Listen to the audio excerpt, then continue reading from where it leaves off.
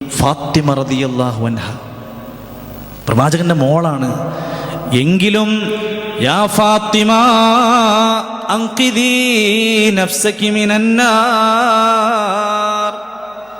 ഫാത്തിമ നീ നിന്റെ തടിയെ നരകത്തിൽ നിന്ന് രക്ഷിക്കണം.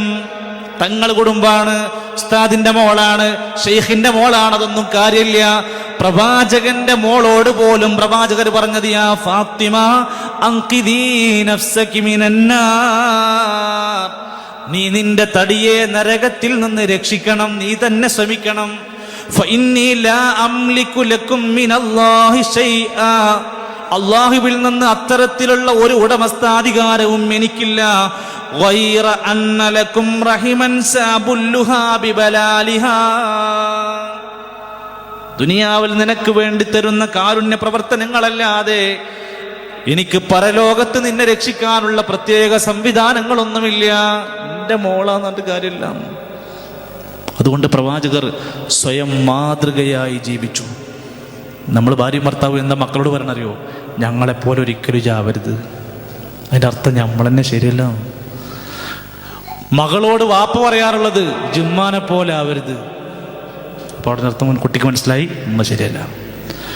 ഉമ്മ ആൺകുട്ടിനോട് പറയണത് ഡിഗ്രിക്ക് പഠിക്കണോട് പറയണത് മോനെ ഇജെങ്കിലും വാപ്പാൻ്റെ മാതിരി ആവരുത്. അപ്പോൾ കുട്ടിക്ക് മനസ്സിലായി വാപ്പയും ശരിയല്ല. സ്വയം മാതൃകയാവാത്ത നമുക്കെങ്ങനെയാണ് എൻ്റെ സുഹൃത്തുക്കളെ കുടുംബത്തിൽ നിന്ന് സമാധാനം കിട്ടുക?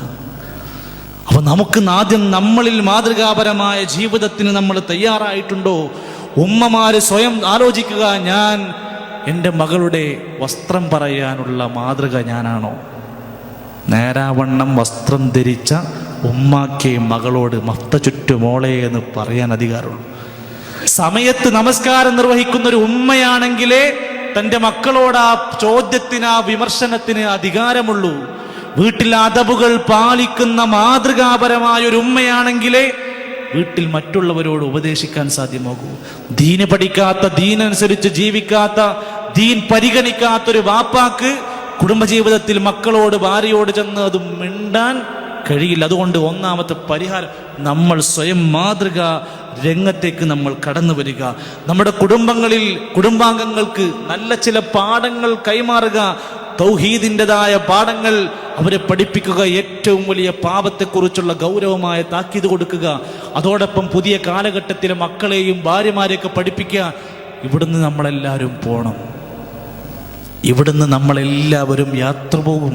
ഇത് കേവലം ഒരു താൽക്കാലികമായ ഒരു ജീവിതത്തിൻ്റെ ശ്രേണിയാണ്. അതുകൊണ്ടാണ് മട്ടും മണിമാളിക വിട്ട് ഒറ്റയ്ക്കൊരു യാത്ര പോണം, കൂട്ടുകുടുംബവുമില്ല, നിൻ പണവും പ്രതാപവുമില്ല. കുടുംബങ്ങളും കൂട്ടുകാരും ബന്ധുക്കളും മക്കളും ഭാര്യയും ഭർത്താവുമില്ലാതെ സ്വന്തം മൃതശരീരം മയ്യത്തു കട്ടിലിൽ വെച്ചു കഴിഞ്ഞാൽ ജനങ്ങളെല്ലാം കൊണ്ടുപോയി വെക്കുന്നൊരു യാത്രയുണ്ട്. അവിടെയാണ് ജീവിതം എന്നത് അവരെ ബോധ്യപ്പെടുത്തുന്ന ഖുർആന്റെ ആയത്തുകൾ നോക്കൂ. പ്രവാചകരോട് പോലും പറയുന്നു, ഇന്നക മയ്യിത്തുൻ വ ഇന്നഹും മയ്യിത്തൂൻ. പ്രവാചകരെ, നിങ്ങളും മയ്യിത്താവും, അവരൊക്കെ മയ്യിത്തായിട്ടുണ്ട്.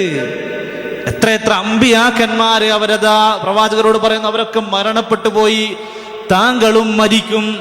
അതുകൊണ്ടാണ് കവികൾ പറഞ്ഞത്, ലൗകാനത്തിദ് ദുനിയാ തദൂമു ലിവാഹിദിൻ ലകാന റസൂലുള്ളാഹി ഫീഹാ മുഖല്ലദാ. ഈ ലോകത്ത് ഒരു മനുഷ്യന് എന്നും ജീവിക്കാൻ ദുനിയാവിലുള്ള സ്വാതന്ത്ര്യം കൊടുക്കുമായിരുന്നുവെങ്കിൽ ലകാന റസൂലുള്ളാഹി ഫീഹാ മുഖല്ലദാ, അതിന് ഏറ്റവും യോഗ്യനായ പ്രവാചകരുണ്ടായിരുന്നു, അദ്ദേഹത്തിന് പോലും കൊടുത്തിട്ടില്ല. അതുകൊണ്ട് നമ്മുടെ കുടുംബത്തിലും പഠിപ്പിക്കുക, നമ്മളൊക്കെ പോകാനുള്ളവരാണ്.